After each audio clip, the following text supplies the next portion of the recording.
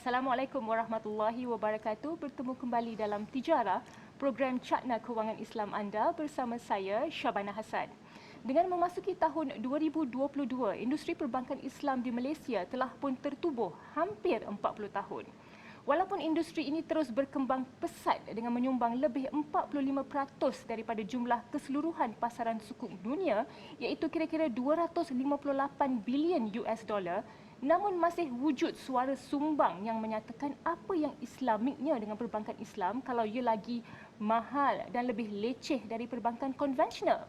Ada juga yang menyatakan perasaan kurang senang terhadap perbankan Islam kerana walaupun sudah hampir 40 tahun ditubuhkan, ia masih lagi tidak dapat menawarkan pengalaman lebih mesra kepada pelanggan dan memberi sumbangan kepada masyarakat atau ekonomi sebenar. Untuk menjawab semua dakwaan ini, kita jemput ke Tijarah Dr. Razli Ramli selaku pensyarah kanan Azman Hashim International Business School UTM. Assalamualaikum Doktor. Waalaikumsalam warahmatullahi wabarakatuh. Doktor sihat? Alhamdulillah sihat walafiat. Alhamdulillah. Baik Doktor, antara soalan yang sering ditanyakan oleh anak muda ya, terutama buat mereka yang baru mula bekerja dan ingin memohon pembiayaan daripada bank. Mengapa perbankan Islam lebih mahal daripada perbankan konvensional? Secara mudah jawapan Doktor untuk soalan ini. Okay, Assalamualaikum warahmatullahi wabarakatuh. Terima kasih Syabana dan TV Al-Hijrah kerana menyemput sekali lagi dalam majlis ilmu yang amat penting ini. Baik, untuk menjawab soalan adakah perbankan Islam lebih mahal, lebih murah ni, soalan ni memang dah orang katakan sebagai soalan lazim. Perbankan Islam mahal, konvensional murah. Tetapi adakah kita mengetahui bahawa sesungguhnya yang mahal dan murah itu bukan bergantung kepada perbankan Islam maupun perbankan konvensional. Ia merupakan the pricing, the harga yang diletakkan oleh satu-satunya institusi perbankan Islam itu sendiri. Yang membuat dia mahal dan murah adalah kadar yang di-offer, dia tawarkan kepada para pelanggan. Dan seperti mana yang kita tahu Syabana, dalam Malaysia ni kita ada lebih kurang 54 bank. Daripada 54 bank, untuk pengetahuan para pendengar sekalian, kita ada lebih kurang 31 bank yang menawarkan produk keuangan Islam 31 kepada ya, Doktor? 31 kepada para pelanggan yang ada di Malaysia ini. Oleh yang demikian adalah menjadi tanggungjawab para pelanggan untuk pergi shopping, membeli belah di pasaran keuangan Islam untuk mendapatkan kadar ataupun rate yang lebih sesuai dengan mereka. Jadi isu mahal dan murah ini sekarang ni dah tak ada dah. It's supposed to be, sepatutnya kita kena go out and shopping to get the right pricing for kita punya produk keuangan Islam yang kita nak dapatkan. Baik Doktor, mungkin bagi kita nak memudahkan pemahaman penonton ya Dr. Razli, kita akan membuat pengiraan bagi produk pembiayaan rumah di perbankan Islam ya.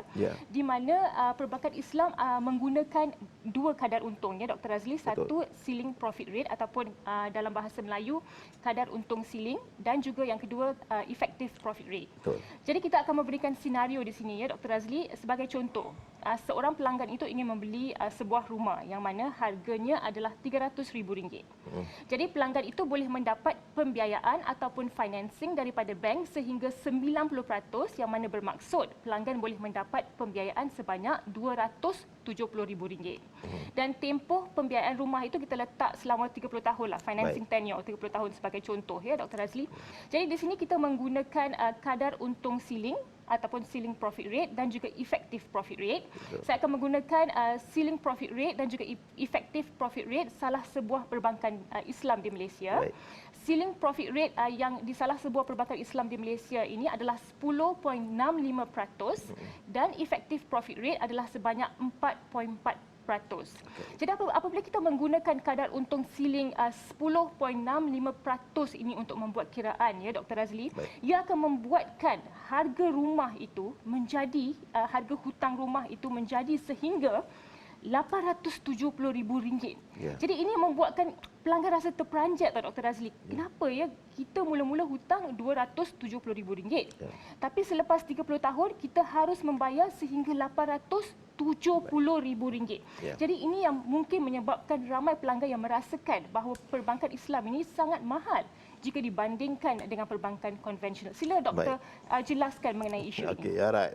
Okey, terima kasih kepada soalan yang memang amat penting kepada kepada para pelanggan yang ada sekarang. Untuk makluman para pendengar sekalian, dalam perbankan Islam sekarang ni, kadar peratusan ataupun the profit rate yang ditawarkan kepada pelanggan ni, dia ada 4 jenis. 4 jenis ya. Satu ialah fixed rate. Nombor 2 ialah tier rates. Nombor 3 staff rate. Dan yang akhir sekali yang kita nak berbincang pada waktu ini ialah berkaitan dengan variable rate ataupun floating rate. Baik, kita fokus on floating rate. Floating rate ni kita kena faham bahawasanya kita berurusan dengan satu kontrak jual beli. Apabila kita berurusan dengan kontrak jual beli, kita kena memenuhi rukun-rukun jual beli dalam pembiayaan perumahan. Yakni kita ada pembeli, penjual, harga, rumah tu sendiri, dan akhir sekali adalah akad, iaitu kontrak ijab dan kabul. Okey.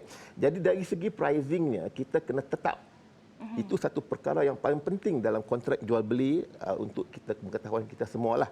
Jadi apabila kita ada floating rate, variable rate ni. Variable rate ni ialah sebenarnya untuk memberikan kemudahan kepada para pelanggan kita yang ambil untuk memastikan mereka membayarnya floating rate the monthly installment dengan kadar yang efektif, kadar semasa. Jadi floating rate ini adalah effective profit rate. Betul. Okay. Jadi apa yang perlu dibayar sekarang ni, apa yang perlu berlaku sekarang ni, the ceiling rate yang Syabana sebut tadi itu merupakan 10.65% tadi itu merupakan the contractual rate di mana dia akan digunakan untuk pengiraan selling price. Sebab itulah kalau kita tengok balik 10.65% tersebut apabila ditulis, dikalkulatekan, dikirakan dia menjadi 800,000 lebih. Betul. Tetapi yang kita bayar, yang para pelanggan bayar bukannya 10.6%. Pelanggan akan bayar kepada effective rate, kadar efektif. Kadar efektif ni pula tuan-tuan dan puan-puan sekalian dan Syabana, ia merupakan dia akan bergantung kepada base rate. Base rate adalah cost of fund of the bank plus spread. Iaitu yang disebut sebagai keuntungan bank ambil tu. Jadi katalah 4.4%, daripada 4.4% tu maybe base rate dia 22.4 contohnya. Jadi untung bank 2%. Jadi at the end of the period, apa yang berlaku? Pihak bank akan cuma menerima bayaran bulanan daripada pelanggan tidak lebih daripada ceiling price. Baik. Sebab itu kalau kita kira balik macam mana pun kita pusing pergi, pusing mai balik, akhir pembayaran kebiasaannya the total bayaran bulanan kepada pembiayaan perumahan Islam under the floating rate ini akan lebih kurang. Jadi daripada selling rate. Dr. Razli, secara ringkas ya, mengapa kita perlu ada ceiling profit rate di dalam perbankan Islam kalau kita hanya menggunakan effective profit rate untuk membuat kiraan? Baik, because kita kena menentukan ceiling price dan akhir sekali ialah ceiling jumlah pembiayaan yang kita akan bayar tidak akan sekali-kali melebihi daripada selling price. Manakala kalau kita ikut konvensional, the BR, base rate tu maybe akan melonjak tinggi kepada 13-14%, dan masa itu barulah kita sedar bahawasanya perbankan Islam itu dah ada ceiling, dah ada kadar ceiling rate dia yang kena bayar. Jadi pada masa itu maybe kita boleh realize balik, oh rupanya pembiayaan Islam ni bagus. Jadi itu jawapan saya untuk kali inilah. Baiklah, terima kasih doktor. Jadi ceiling profit rate ni kita boleh katakan di sini untuk mengelakkan ketidakpastian ya. Jadi perbankan Islam perlu ada ceiling profit rate, namun pengiraan dilakukan menggunakan effective profit rate dan bukan ceiling profit rate ya. Ya, betul. Baiklah, terima kasih doktor. Kita akan berehat seketika, lebih banyak perbincangan selepas ini. Jadi jangan ke mana-mana, sebentar sahaja.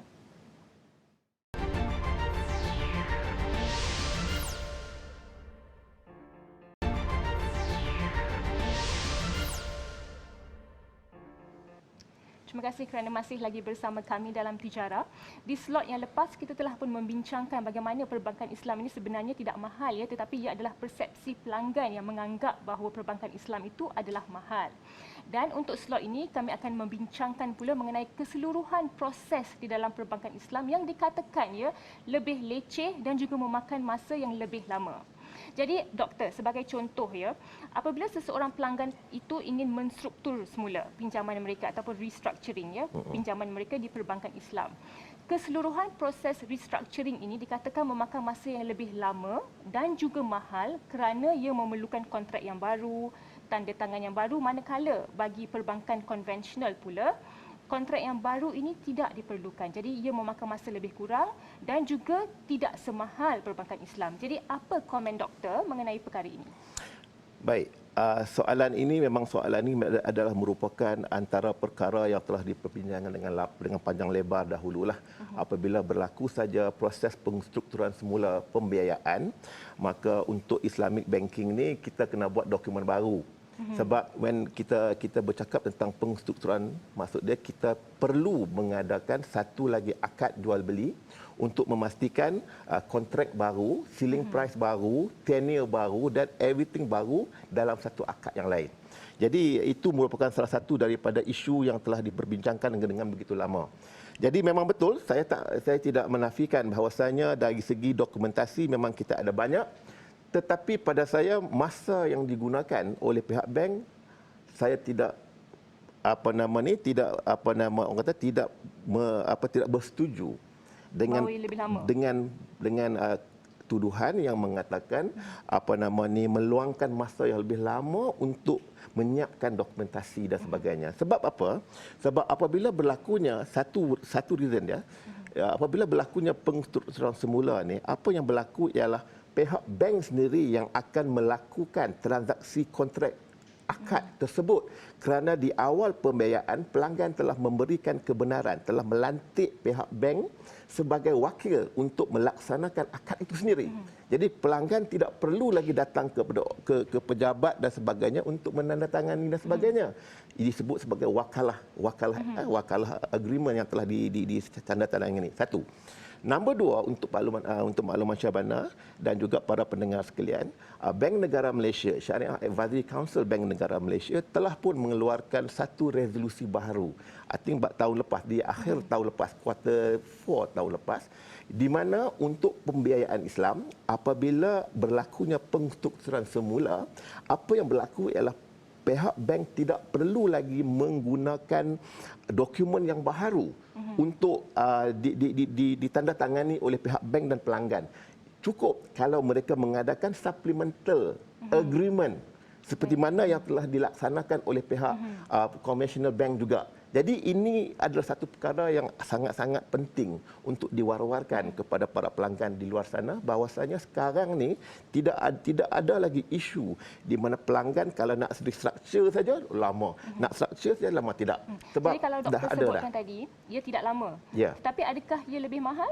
Okey, dari segi mahal ataupun tidak itu kerana pricing ataupun apa yang disebut sebagai harga untuk fee yang telah di-charge itu, dia telah ditentukan awal-awal oleh pihak berkuasa. Bank Negara Malaysia contohnya telah mengeluarkan guidelines on the imposition of fees and charges on financial product and services, for example. Dah ada guideline yang mana guideline itu perlu dituruti dan sebagainya. Dan untuk kes di mana memerlukan dokumen yang baru ini pun tidak perlu lagi dipergi di-stampingkan baru, tidak perlu sebab dia dah ada apa disebut sebagai supplemental agreement. Jadi isu fee mahal ni dah tak ada dah sekarang ni pada pandangan saya lah yang saya tahu. Isu fee mahal, isu yang lebih lama tak ada lagi lah sebenarnya, Dr. Razli ya. Ya, betul. Baiklah, kita teruskan kepada persoalan yang seterusnya. Ya. Ada juga yang mengatakan di dalam perbankan Islam, yuran guaman dikatakan lebih tinggi kerana ia memerlukan lebih banyak dokumen jika dibandingkan dengan perbankan konvensional. konvensional. Sila doktor Baik. jelaskan. Dari segi dokumentasi legal fee ataupun yuran guaman dan sebagainya, yuran guaman tu dia subject to certain benchmark ataupun certain guideline yang telah dikeluarkan oleh pihak-pihak yang berautoriti. Dia tak boleh simply kena charge lebih dan kurang ataupun macam mana lah ya. Tetapi apabila berlaku sahaja resolusi baharu yang telah dikeluarkan oleh Bank Negara Malaysia, MPS Bank Negara Malaysia, maka saya tak nampak benda tu akan menjadi satu perkara yang membebankan kepada pelanggan. Kerana apa? Kerana the numbers of the documentation tu dah kurang. Dah kurang dan prosesnya pun cepat. Tidak jadi masalah kerana semuanya dilaksanakan oleh pihak bank itu sendiri. Jadi sekarang ini dokumentasi yang digunakan lebih kurang dan prosesnya lebih cepat dan tidak semahal yang dulu. Seperti mana yang berlaku sebelum ini. Betul. Okey, baik Dr. Razli. Secara ringkas, apa pandangan doktor terhadap mereka yang mendakwa perbankan Islam ini lebih leceh daripada perbankan konvensional? Yang ini memanglah kan. Kalau kadang-kadang yang mendakwa bahawasanya perbankan Islam ini leceh atau tidak adalah terdiri daripada golongan yang tak pernah ambil kewangan Islam. Itu satu fakta. Kadang-kadang dia dengar, saya dengar kat sini leceh, saya dengar mak saya kata macam ni, ayah saya kata macam ni, kawan saya kata macam ni. So it's not true at all. Kalau kita nak dapatkan nak kata leceh atau tidak, kita kena tanya kepada para pelanggan yang telah melanggan produk-produk kewangan Islam dan lihat sendiri bagaimana reaksi mereka yang mengatakan bahawasanya perbankan Islam sebenarnya tak leceh pun sama seperti mana yang dilaksanakan dalam industri kewangan Islam. Betul. Saya sangsi dengan kenyataan leceh ataupun tidak kerana kadang-kadang mereka sendiri tidak mencuba just mengatakan benda itu leceh. Saya setuju doktor. Itu sebab saya suka tekankan di sini ilmu. Ilmu sangat penting. Itu sebab ilmu itu pelita hidup. Betul. Kerana dengan ilmu yang betul, kita mempelajari kewangan Islam yang betul, kita akan tahu bahawa ia bukan seperti mana yang diaccuskan oleh ramai. Ya. Betul. Baiklah, kita akan berehat seketika. Jangan ke mana-mana. Lebih banyak perbincangan selepas ini.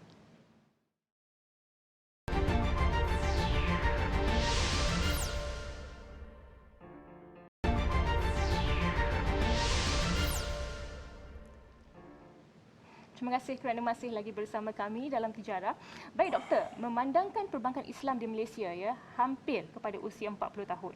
Kalau kita lihat dalam Islam 40 tahun ni boleh dikatakan seorang manusia itu telah pun mencapai puncak kehidupan baik dari segi fizikal, intelektual, emosi dan juga spiritual doktor. Kalau Nabi sendiri beliau menjadi rasul pada umur 40 tahun. Jadi ada juga yang berpendapat bahawa perbankan Islam ini sudah sepatutnya memulakan untuk memainkan peranan yang lebih luas dan bukan sebagai perbankan yang bebas interest sahaja. Jadi adakah persoalan saya kepada doktor adakah benar bahawa perbankan Islam ini hanyalah sekadar satu institusi interest free ataupun bebas riba ataupun perbankan Islam sudah mula untuk mencapai maqasid syariah yang dituntut? Apa pandangan doktor? Baik. Okey, soalan ini adalah soalan yang penting juga untuk kita semua tahu di mana perbankan Islam telah pun bertapak di muka bumi ini selama 40 tahun. Kalau kita tengok umur kita ni, umur lelaki dan perempuan, kalau kita nak mortality punya age tu lebih kurang 70 tahun. Jadi maksud dia 70 tahun dengan 40 tahun maksud dia kita dah tua dah lah. Veteran lah, bukan tua, veteran orang katakan. Jadi dari segi manusiawinya kita ni dah experience, berpengalaman dan penuh pengalaman dan sebagainya. Baik, itu adalah andaian apabila kita ni manusia lah. Tetapi kita kena faham bahawasanya kita bercakap tentang institusi perbankan Islam di mana kita cuba melarikan diri kita daripada riba dan kita cuba untuk memasukkan balik elemen agama ke dalam perbankan Islam, dalam ekonomi Islam. Baik. Kita sedar, macam mana sedar? Perbankan konvensional telah bertapak di muka bumi ini lebih daripada 500 tahun. Betul. Jadi kita berumur 40 tahun. Jadi kalau kita nak compare, kita mesti compare orange dengan apple. Tak boleh orange dengan orange. Kita tak boleh compare orange dengan apple. Jadi kalau kita tengok 40 tahun umur perbankan Islam, kita banding dengan umur perbankan secara keseluruhannya lebih kurang lebih daripada 500 tahun. Ganda, Dr. Razli. Ya, betul. Lebih 500 tahun, maka kita telah hidup dalam 500 tahun itu dengan keadaan yang bergelumang dengan riba. Jadi pada saya, personally saya percaya 40 tahun pengalaman yang kita ada ni, ada sebenarnya kita ni masih lagi dalam proses untuk mendewasakan. Ya? Proses pendewasaan tu masih lagi berlaku. Maybe kalau kita compare dengan umur kita sebagai manusia, meaning that maybe kita kena tunggu lagi how many years untuk kita capai apa tahap di mana kita boleh influence the whole system. Untuk pengetahuan para pelanggan sekarang, the total asset keuangan Islam yang kita ada sekarang ni, kalau kita bandingkan the whole world ni, baru lebih kurang 1-2% sahaja. Jadi 1-2% aset keuangan Islam tidak mampu untuk influence, untuk mempengaruhi keadaan yang selanjutnya. Jadi, untuk menjawab soalan Syabana tadi itu, pada saya, kita memang melakukan banyak perkara yang out of the box lah. Maksud dia kita bukan sekadar kita no interest, tapi sekarang ni kita nampak social finance telah mula berkembang. Kita lihat wakaf telah berkembang. Jadi ini adalah instrumen-instrumen yang mana kita cuba menerapkan disebut sebagai divine based kind of economy ke dalam keuangan Islam, di mana kita mengharapkan agar proses kita 40 tahun ni kita akan sepatutnya untuk nak achieve very good punya keadaan tu dalam masa 80 tahun lagi, maybe dia boleh dipendekkan menjadi another 20 years in the future, for example. Jadi Dr. Razli, perbankan Islam ini dalam proses penambahbaikan lah ya. Betul. Dan pada masa yang sama, kita pun boleh tekankan di sini ya, bahawa Bank Negara Malaysia juga telah memberikan sokongan mereka dengan adanya perantaraan, penubuhan perantaraan berasaskan nilai ataupun Betul. BBI. Value based intermediaries. Yes, value based intermediation pada tahun 2017. Exactly. Ya. Baiklah, terima kasih Dr. Razli. Kita telah pun sampai ke penghujung rancangan. Setinggi-tinggi penghargaan diucapkan ya kepada Dr. Razli Ramli di atas perkongsian beliau sebentar tadi. Sedikit rumusan daripada saya sebelum kita akhiri program Tijarah pada hari ini. Perbankan Islam yang beroperasi pada hari ini masih dalam proses penambahbaikan dari semasa ke semasa.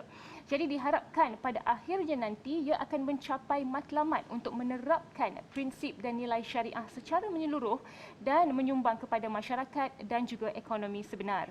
Inisiatif pengantaraan berasaskan nilai ataupun value based intermediation VBI yang diperkenalkan oleh Bank Negara Malaysia pada tahun 2017 adalah langkah terbaik dalam mengangkat martabat perbankan Islam kerana ia bermatlamat untuk melakukan perbankan melangkaui keuntungan dan menumpukan kepada aktiviti yang mencipta impak positif ke atas ekonomi masyarakat dan juga planet ini. Akhir sekali, kalau kita masyarakat Islam ini masih lagi beranggapan perbankan Islam itu mahal, leceh dan memilih jalan mudah dengan menggunakan perbankan konvensional, siapa lagi yang akan memberikan sokongan dan harapan kepada mereka? Walaupun mungkin perbankan Islam masih belum mencapai objektif muktamadnya, tetapi dengan sokongan penuh dari masyarakat, insya-Allah ia akan membuat perubahan yang positif sekaligus mengubah sistem kewangan yang sedia ada. Sampai di sini sahaja, berjumpa lagi di minggu hadapan. Saya Syabana Hassan. Assalamualaikum.